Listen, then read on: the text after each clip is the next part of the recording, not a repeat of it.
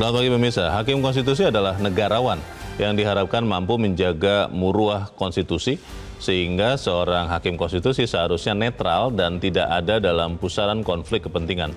Hakim juga harus bebas dari anasir-anasir yang bisa memicu konflik kepentingan, apalagi saat sedang memutus perkara dengan dalih apapun. Namun, faktanya konflik kepentingan di MK terlihat saat MK mendorong Arsul Sani untuk menjadi hakim saat mengadili sidang perselisihan hasil Pileg 2024 yang melibatkan partai yang pernah dipimpinnya, Partai Persatuan Pembangunan atau P3.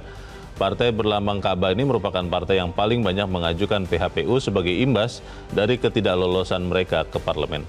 Pemirsa, inilah editorial Media Indonesia di hari ini Selasa 30 April 2024 dengan tema Jauhkan MK dari Konflik Kepentingan bersama saya Leona Samosir. Dan Anda semua para pemirsa juga bisa ikut menyatakan pendapat Anda nanti dengan menelepon nomor telepon 021 583 99 100. Dan pemirsa, pagi ini telah hadir bersama saya Ketua Dewan Redaksi Media Group Elman Saragih. Bang Elman, selamat pagi. Pagi, beliau. Sehat-sehat Bang? Sehat. Tidak ada konflik kita? Pasti nggak ada. Konflik kepentingan ini menjadi menarik karena di satu sisi orang-orang mengatakan itu bisa mempengaruhi keputusan, tapi di sisi yang lain mengatakan tidak, saya sudah steril kok, katanya begitu Bang. Kita langsung ke editorial pada pagi ini diberi judul Jauhkan MK, Mahkamah Konstitusi dari Konflik Kepentingan. Kasus Arsul Sani ini memang kalau bahasa Jawa jelimet ini Bang Elman, karena tadi di dalam berita dikatakan tidak mengambil keputusan, tapi boleh bersidang karena keperluan supaya panelnya lengkap quorum 3 orang hakim. Ya ini bagaimana nih Bang? Memang pertanyaannya sekarang, kenapa Paman Anwar Usman bisa dikecualikan? Oh, kan Paman Usman kan juga hakim konstitusi. benar. Apa tuh Usman, ya kan? Anwar Usman. Anwar Usman, dia kan tidak dilibatkan ketika mahkamah mengadili perkara yang menyangkut pemohon PSI. Karena ketua umumnya adalah keponakan. Jadi ada kepentingan langsung kan, konflik itu ya. kepentingan langsung. Oke. Nah, sekarang Asrul kan, Arsul itu kan memang tidak langsung. Bukan hubungan darah. Bukan hubungan darah. Keluarga bukan. Tapi kepentingannya tidak langsung. Kenapa? Karena Pak Asrul ini kan sebagai kader utama, kader handal P3 dan pernah ikut dalam kepemimpinan di P3. Cukup lama. Beliau juga jadi anggota DPR dari P3, bahkan wakil ketua MPR dari P3. Bagaimana kita bisa memastikan tidak ada konflik kepentingan? Nah, di sinilah sebetulnya itulah sebabnya Pak Arsul Sani ini dari awal sudah mengingatkan mahkamah, saya tidak akan ikut mengadili perkara ketika menyangkut P3 dari jauh-jauh hari. Pak Arsulnya sudah bilang begitu. Pak Arsul ini dia sudah jelas menyatakan. Dia sudah dalam dia sudah tahu diri dan dia mengukur dirinya. Dan dia tetap menjaga muruah dari Mahkamah Konstitusi, kan begitu. Nah ini yang kita lihat kurang diwaspadai oleh mahkamah. Artinya sebetulnya kan ini menyangkut bukan soal teknis, kan mahkamah bilang ini soal teknis supaya quorum. Tetapi antara teknis dan kepatutan. Ini kan mana yang mau kita menangkan? Mana prioritasnya? Mana kita menangkan kepatutan atau teknis? Mestinya harus dimenangkan adalah kepatutan. Itu soalnya. Tapi mungkin ada hal-hal lain yang kita masih belum tahu Bang, tapi kita akan bahas itu. Dan pemirsa, inilah editorial Media Indonesia untuk hari ini Selasa 30 April 2024. Jauhkan MK dari konflik kepentingan.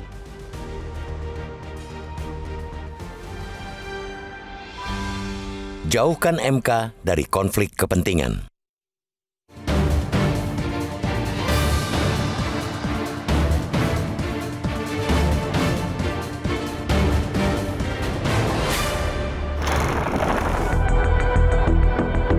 Hakim konstitusi adalah negarawan yang diharapkan mampu menjaga marwah konstitusi Karena itu pula, semestinya seorang hakim konstitusi netral dan tidak berada dalam pusaran konflik kepentingan. Dia juga harus bebas dari anasir-anasir yang bisa memicu konflik kepentingan, apalagi saat sedang memutus perkara dengan dalih apapun. Namun, Mahkamah Konstitusi atau MK sepertinya tidak jemu bermain dengan konflik kepentingan, atau paling tidak menyerempet-nyerempet dengan konflik kepentingan tersebut. Itu terlihat saat MK mendorong Arsul Sani untuk menjadi hakim saat mengadili sidang perselisihan hasil pemilihan umum atau PHPU Legislatif 2024 yang melibatkan mantan partai yang pernah dipimpinnya, Partai Persatuan Pembangunan atau P3. MK memutuskan melibatkan Arsul Sani untuk ikut menyidangkan perkara PHPU Legislatif dengan pemohon P3 karena Arsul sudah menjadi mantan anggota. Partai berlambang Ka'bah itu merupakan partai yang paling banyak mengajukan PHPU sebagai imbas dari ketidaklolosan mereka ke parlemen. MK mendalilkan perlibatan Arsul yang merupakan salah satu petinggi partai tersebut agar persidangan berjalan lancar. Sebab ada 3 panel dalam sengketa pileg dengan minimal hakim dalam tiap panel adalah 3 orang.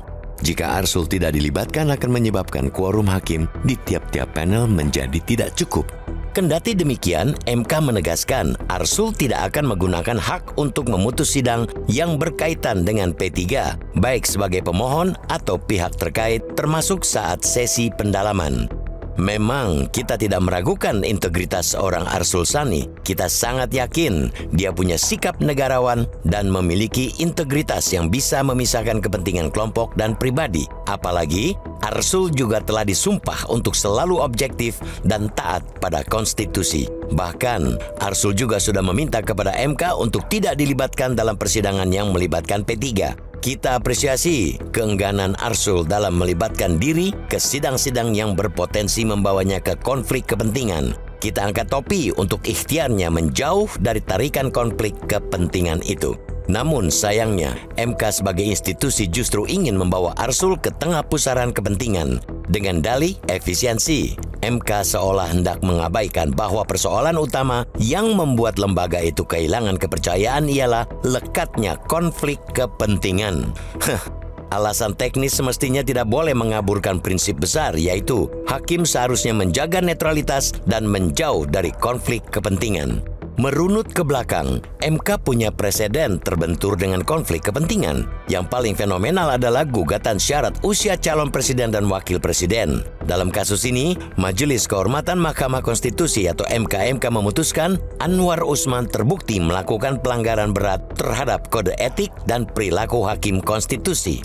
Publik tidak ingin kasus seperti itu terulang kembali. Publik juga tidak mau MK sebagai penjaga marwah konstitusi terkooptasi dengan kepentingan sempit partai politik. Kemenangan MK sangat besar dan keputusannya yang bersifat final dan mengikat memberi dampak sangat besar bagi perjalanan bangsa ini. Untuk itu, tidak ada kata lain, MK harus tegas menjaga netralitasnya tanpa kompromi dengan dalih teknis. Dengan banyaknya PHPU, ada baiknya juga untuk dipertimbangkan tidak ada lagi hakim konstitusi dan partai politik. Tentu kita masih ingat nasib hakim-hakim dari partai politik seperti Patrialis Akbar dan Akil Mukhtar. Dengan fungsi MK yang sangat strategis dalam sistem hukum dan ketatanegaraan kita, jangan sampai MK menjadi alat kepentingan politik sempit dan jangka pendek.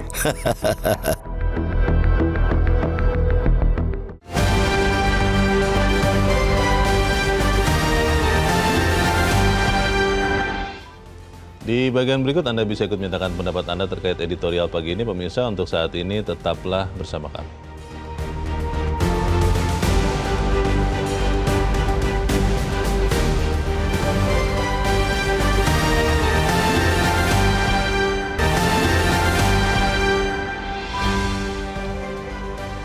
Terima kasih Anda masih bersama kami di Editorial Media Indonesia. Bang Eman, saya jadi ingat pada saat COVID ya. Waktu itu sampai ada hukum keselamatan manusia adalah hukum tertinggi. Gara-gara mau menyelamatkan nyawa kita, maka semua kegiatan lain termasuk mencari pekerjaan pun harus dihentikan sementara supaya tetap hidup. Nah, kalau kita melihat MK ini, karena alasan teknis lah kemudian seorang Arsul Sani dikatakan oleh MK tetap akan menyidangkan termasuk perkara yang melibatkan P3 meski tidak memutus. Ini aneh nih, bagaimana nih Bang? Ya, memang ini yang menjadi persoalan utama kita hari-hari terakhir ini kan. Dan masyarakat juga pasti belum lupa dan mungkin tidak akan pernah lupa kasus yang mendera Mahkamah Konstitusi belum lama ini kan. Putusan 90. Putusan 90 kan. Itu kan menyangkut soal konflik kepentingan kan. Yeah. Dan itu tidak disadari oleh Mahkamah kan. Mahkamah Konstitusi. Nah, mestinya Mahkamah Konstitusi mengambil pelajaran pahit dari kasus konflik kepentingan 90, itu. Yeah. konflik kepentingan. Yeah. Andai kata misalnya sejak dari awal misalnya Hakim Konstitusi atau Ketua Mahkamah Konstitusi waktu itu Pak Anwar Usman menyadari dia punya konflik kepentingan, maka mestinya kasus itu tidak akan terjadi kan. Nah, karena ini menyangkut soal kepercayaan, soal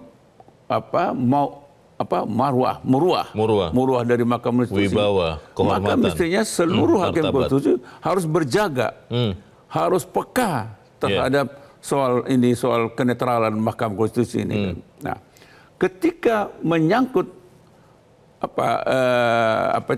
Arsul Sani, mestinya ini bunyi lagi nih kepekaan ini. Ini kita sekarang sedang didera loh. Kita tidak percaya masyarakat karena ulah kita.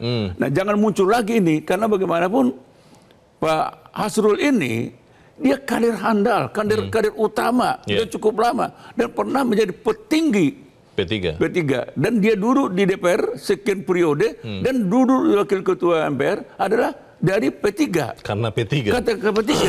Dan mungkin juga sulit terbayangkan apakah Arsul Sani itu bisa jadi hakim konstitusi kalau bukan dari P3. Itu kan kita nggak membayangkan. Ya, logikanya begitu kan. Nah, oleh karena itu mestinya Mahkamah Konstitusi sampai kapanpun dan kasus apapun dia harus tetap mengutamakan asas kepatutan, nurani, moral, etika. Nah, ini aja betul saja. Jangan hanya karena teknis untuk panel, untuk kelengkapan panel, maka dikorbankan asas kepatutan ini. Nggak bisa. Jadi mestinya Mahkamah Konstitusi harus mencari jalan walaupun Arsul Sani tidak ikut panel di dalam menangani P3, mestinya dicari jalan bagaimana panel ini tetap utuh. Tetap 3 orang di dalam satu panel. Tetapi Arsul tidak ikutan di situ. Sama sekali ya? Sama sekali. Bukan seperti sekarang kan ikut bersidang tapi tidak memutus. Jadi konflik kepentingannya diminimalkan katanya begitu Bang. Ikut bersidang tapi tidak bisa memutus. Nah itu kan sebetulnya kan gini kan. Ada undang-undang tentang kekuasaan kehakiman yang jauh-jauh hari sudah mengatur ini. Jadi apabila hakim berkonflik, punya konflik kepentingan dalam menangani perkara, maka hakim itu akan mengundurkan diri dari perkara itu. Baik kepentingan langsung maupun tidak langsung. Oke.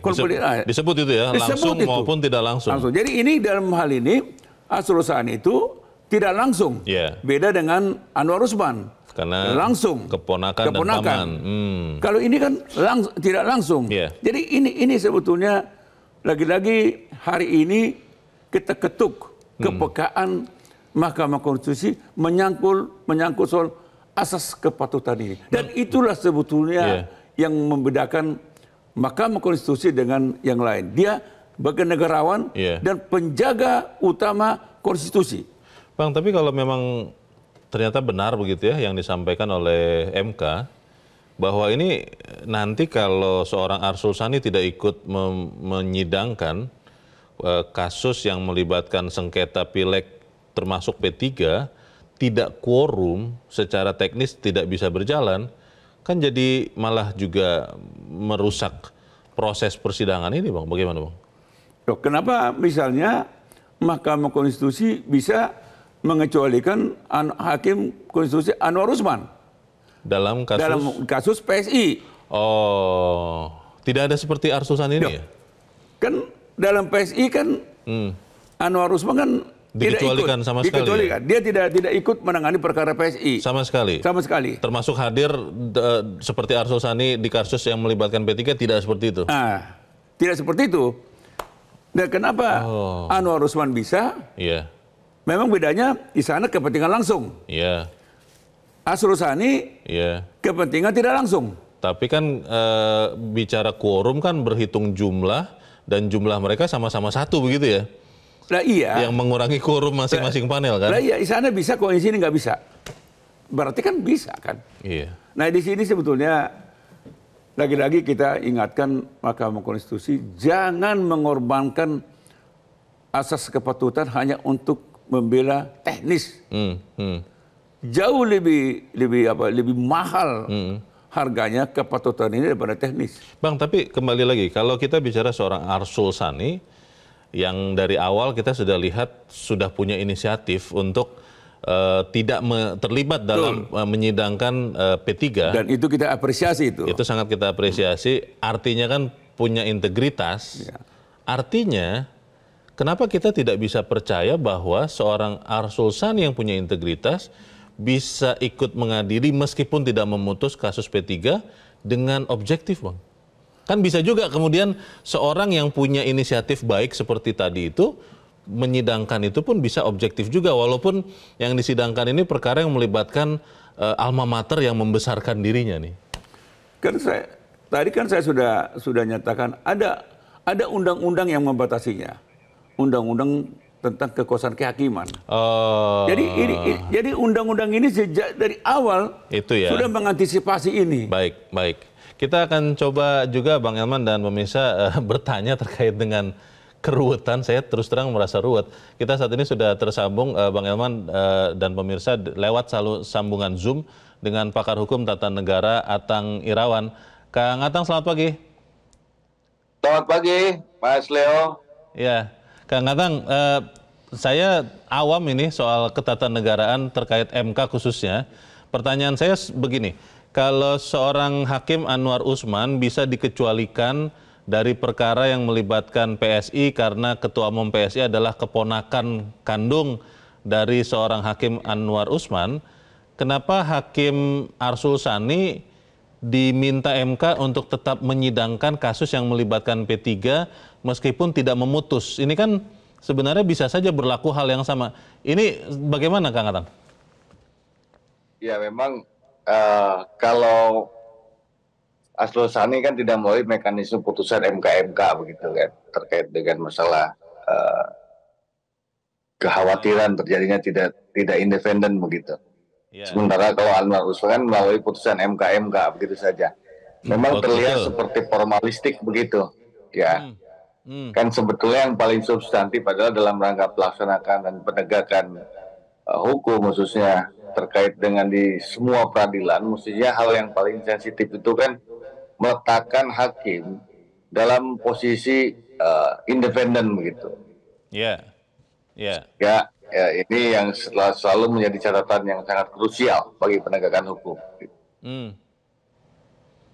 Kalau di sisi yang lain, Kang Atang, Kang Atang, saya mau bertanya ini soal integritas ya. Ketika kita lihat Arsul Sani berinisiatif mengatakan kepada MK untuk tidak melibatkan dirinya dalam perkara pileg yang melibatkan P3, itu kan artinya kita melihat ada integritas dari seorang Arsul Sani. Kalau integritasnya seperti itu, apakah kita ragu dengan objektivitasnya pada saat menyidangkan kasus yang melibatkan P3? Kan kita bisa percaya dong kepada seorang Arsul Sani seperti itu, Kang Atang, bagaimana? Betul. Kan integritas juga tidak hanya dalam konteks keyakinan pada diri seorang hakim, tapi juga harus dilihat dari persepsi publik begitu. Ada misalnya beberapa catatan karena memang Mas Arsul Sani ini kan ketika menjadi hakim MK tidak ada jeda, pada saat di DPR menjadi hakim MK tidak ada jeda gitu.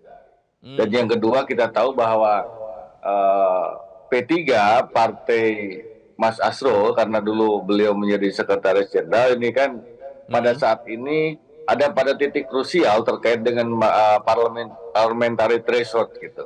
Maka saya kira sebuah kewajaran bagi publik untuk melihat dan memandang ini ada irisan begitu ada irisan atau kekhawatiran publik bahwa ini akan terjadi misalnya kepentingan yang tidak langsung begitu.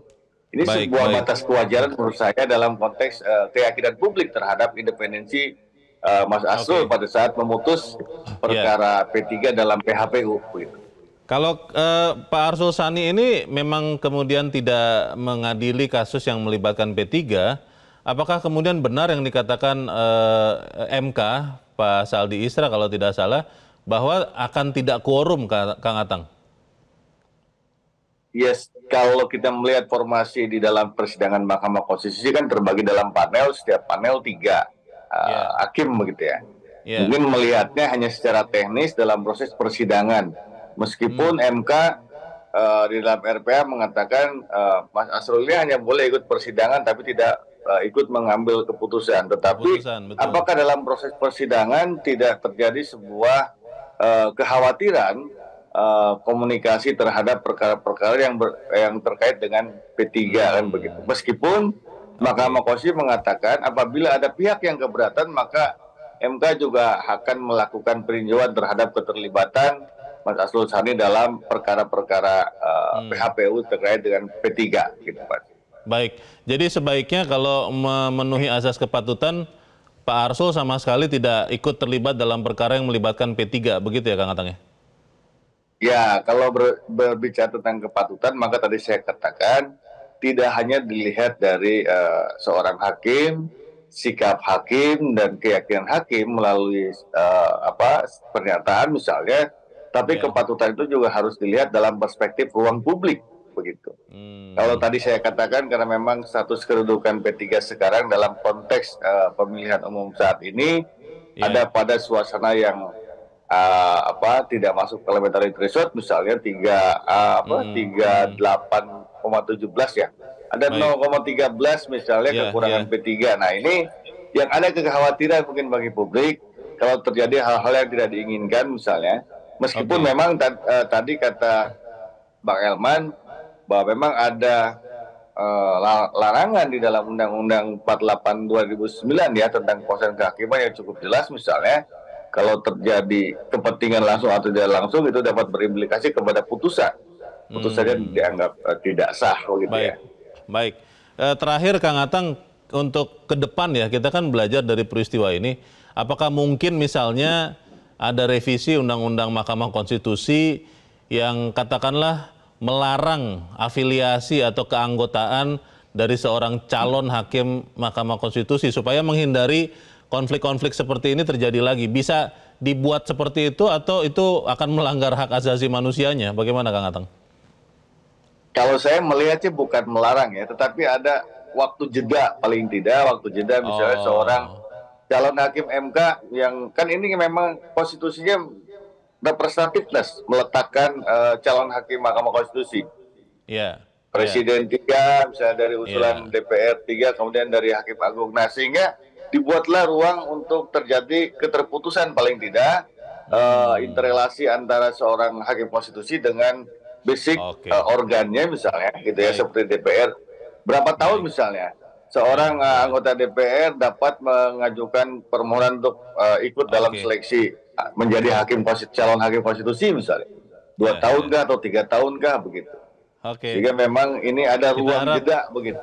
Baik, kita harap ada solusi segera ya supaya kemudian kita tetap bisa melihat martabat MK ini tetap terjaga. Kang Atang Irawan, pakar hukum tata negara, terima kasih sudah mencerahkan kami. Selamat pagi Kang Atang. Ya, terima kasih Mas Leo, sama-sama, salam. Kita akan kembali selepas jeda. Pemirsa tetaplah bersama kami, Editorial Media Indonesia segera kembali.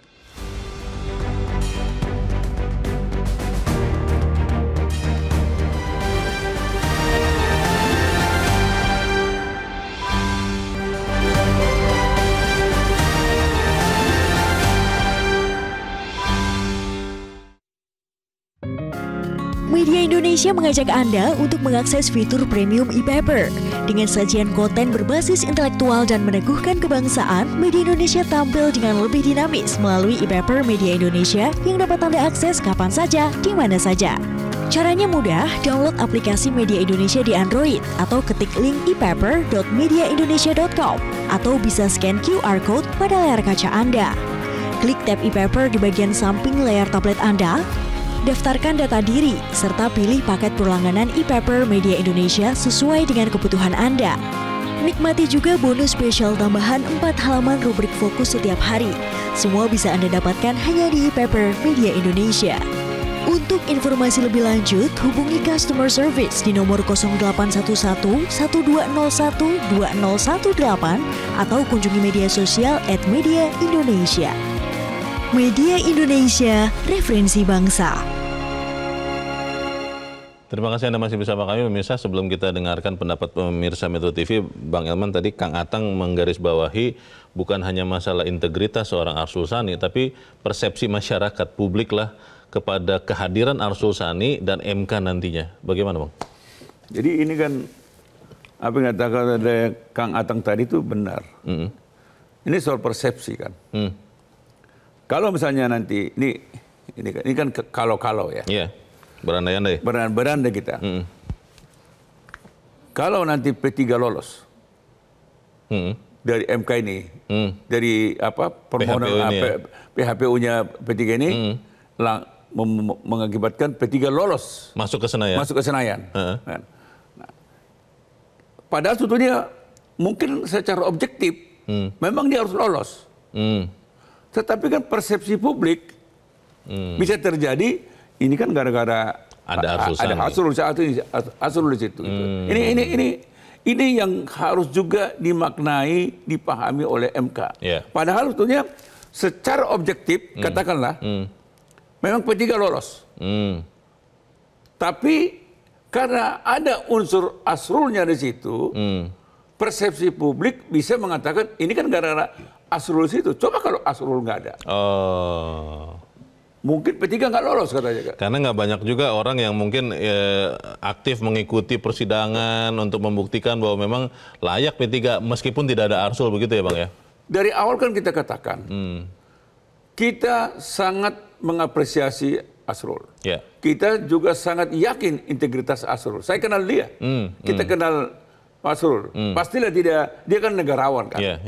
Tetapi persepsi publik ini tidak bisa dibangun seketika. Kita tidak bisa mengatur pikiran. Tidak bisa mengatur pikiran orang. Warga negara Indonesia. Gitu. Baik, kita akan mendengarkan juga Bang Elman dan pemirsa pendapat dari pemirsa Metro TV. Saat ini kita sudah terhubung dengan pemirsa Metro TV di Cirebon, Jawa Barat.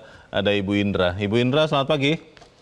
Selamat pagi Bung Leonard Samosir dan Bung Elman Saragih. Assalamualaikum warahmatullahi wabarakatuh Metro TV. Waalaikumsalam warahmatullahi wabarakatuh. Bagaimana Bu Indra pendapat Ibu? Ini MK bisa lepas dari konflik kepentingan tidak? Singkat padat saja, silakan. Nah, iya ini komentar paling singkat yang akan saya sampaikan Bung Eman. Sebagai warga negara dan apalagi sebagai negarawan, kita sudah tahu bahwa segala hal adalah lebih mementingkan kepentingan bangsa dan negara. Lalu saya dengar ketentuan tentang hakim yang baru diterangkan oleh Bung Elman Saragih dan saya kira kita semua memahaminya. Nah, mengenai keadaan yang ruwet ini Bung Leo. Bung Leo ya, ini terlalu emosional. Saya hanya ingin menyampaikan pendapat. Apakah ketidakikutsertaan Arsul Sani mengundurkan diri itu berdasarkan integritas ataukah juga memang ada kepentingan untuk kelompok dan dirinya? Maaf dengan tidak menghormati kenegarawan Bapak Arsul Sani. Itu. Terima kasih Bung Leo. Baik. Assalamualaikum warahmatullahi wabarakatuh. Waalaikumsalam warahmatullahi wabarakatuh. Terima kasih Bu Indra di Cirebon, Jawa Barat untuk pendapat Ibu. Selamat pagi. Di belakang Bu Indra ada Pak Tasrik Usman di Banjarmasin, Kalimantan Selatan. Pak Tasrik, selamat pagi. Selamat pagi Mas Leo, selamat pagi Bang Elman. Selamat pagi Pak Tasrik. Silakan Pak, pendapat Anda Pak. Iya, jauhkan MK dari konflik kepentingan ya. Publik itu masih trauma dengan putusan 90. Akhirnya kan Anwar Usman dihukum berat dan tidak bisa mengadili urusan Pilpres maupun Pileg. Nah sekarang ada dua yang disoroti oleh publik, yaitu Pak Anwar Usman dan Asrul Sani. Ini jelas-jelas punya konflik kepentingan. Tetapi kan kalau Pak Anwar Usman itu karena putusan MK sudah meminta untuk tidak mengadili, dan akhirnya mahkamah memutuskan untuk tidak ikut untuk masalah PSI. Tetapi ketika Pak Asrul Sani ada kejiwa negarawanan Pak Asrul untuk tidak ikut, tetapi oleh mahkamah diikutkan dengan alasan bahwa itu adalah alasan teknis mengenai panel, mengenai quorum. Kalau menurut hemat saya itu punya konflik kepentingan terlalu tajam, apalagi sekarang ini kan P3 lagi menuntut mengenai parliamentary threshold.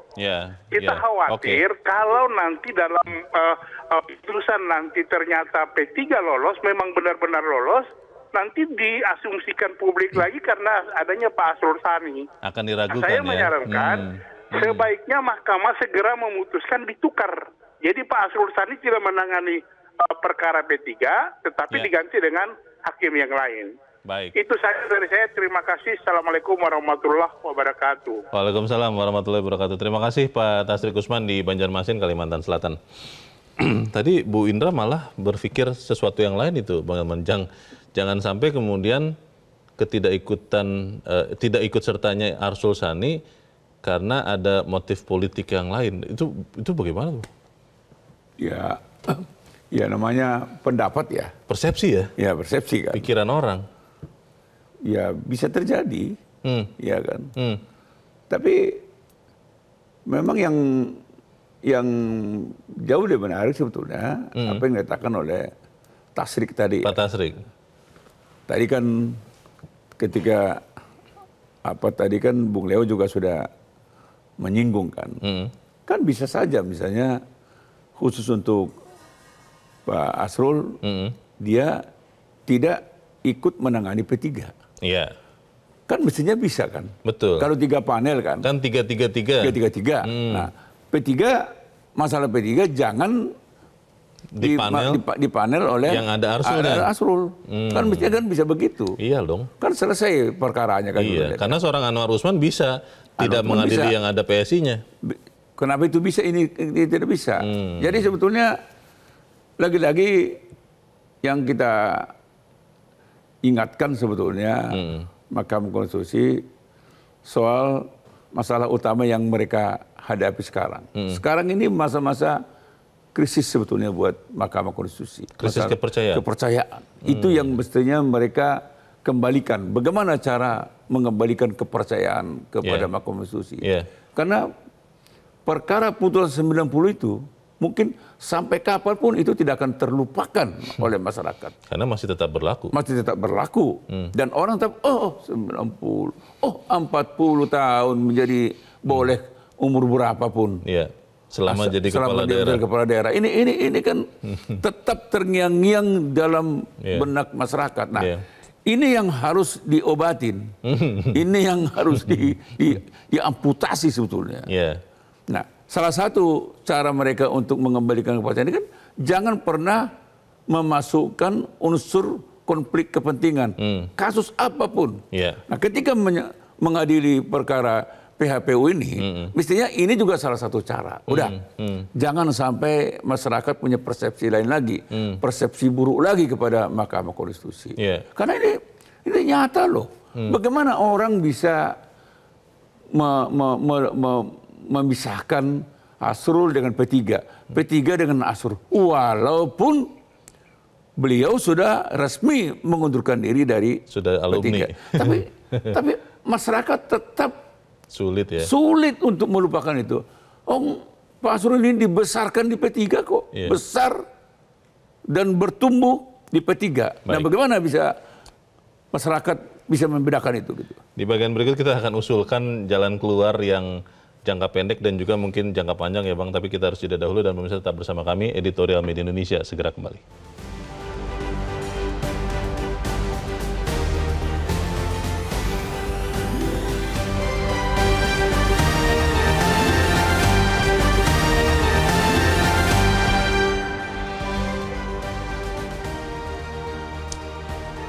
Terima kasih Anda masih bersama kami. Kita di bagian akhir diskusi kita pagi ini. Bang Elman, solusi jangka pendek untuk memastikan muruah MK tetap terjaga apa, Bang? Ya, memang harus dikaji ulang lagi ya tentang undang-undang MK ya. Oh, harus ada pembatasan ya. Terutama misalnya mungkin harus dicegah, bahkan mungkin juga dilarang ya. Dari partai politik. Pengurus partai politik? Pengurus partai politik menjadi hakim konstitusi. Kalau anggota biasa, Bang? Ya itu juga sama aja. Sehingga memang, atau kalau itu tidak bisa dibuat seperti saran dari Kang Atang tadi, ada jeda waktu. Jadi tidak bisa langsung pindah dari partai politik? Katakanlah misalnya 5 tahun. Berhenti dulu dari partai politik? Berhenti dulu dari partai politik ini. Nah, dia sudah melalang buana dulu ke sana kemari, baru boleh. Dan itu harus resmi. Dia harus declare, dia per hari ini saya tidak lagi menjadi anggota dan pengurus partai ini. Dan itu dia harus ada catatan resmi itu. Harus declare. Nah, itu mungkin bisa. Jadi ada jeda waktu. Kalau tidak, itu akan tetap nanti akan kembali lagi seperti kasus Asrul Sani itu. Karena menurut saya yang dirugikan ya negara ini yang dirugikan. Kan. Kita berharap kan sebetulnya kan Mahkamah Konstitusi itu kan semua keputusannya harus minimal misalnya ya mendekati keputusan malaikat sebetulnya kan. Karena negarawan. Negarawan dia. Dia tidak ada kepentingan pribadi, kepentingan golongan. Jadi harapan masyarakat, harapan kita, semua keputusan Mahkamah Konstitusi adalah mendekati keputusan malaikat. Jadi itu tolok ukurnya. Jadi bukan keputusan pengadilan biasa. Ini keputusan malaikat. Sehingga memang situ tidak ada lagi unsur kepentingan pribadi, kepentingan golongan, tidak ada lagi interest di situ. Dan itu yang mencederai mahkamah beberapa waktu yang lalu kan. Itu yang saya katakan, sampai kapan pun itu nggak akan dilupakan orang. Hantu itu ya? Hantu itu, kok bisa gitu kan? Nah kalau itu terulang lagi misalnya di dalam PHPU legislatif ini akan menambah dosanya mahkamah. Jadi makanya dari awal kita sarankan, kalau berhadapan antara kepatutan dan teknis, maka yang harus dimenangkan oleh Mahkamah Konstitusi adalah kepatutan, bukan teknis.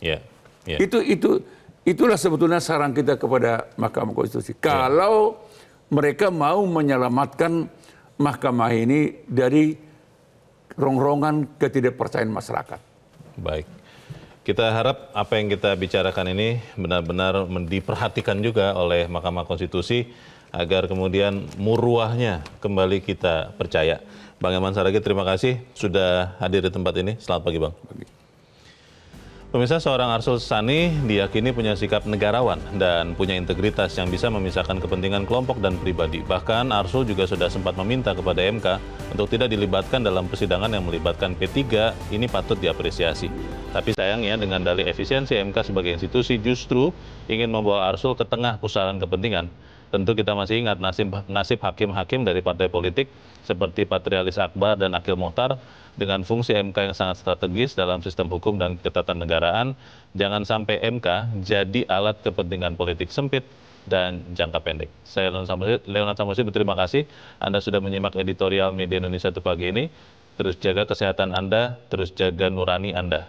Selamat pagi, sampai jumpa.